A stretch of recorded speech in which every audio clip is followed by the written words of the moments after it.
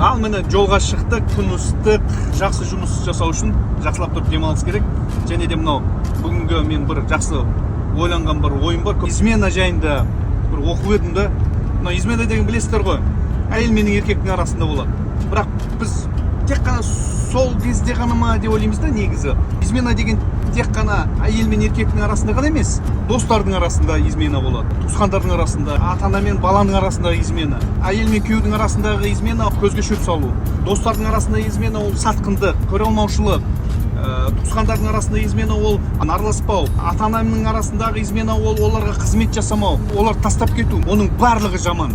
Бұның барлығы адамдарға жат дүние.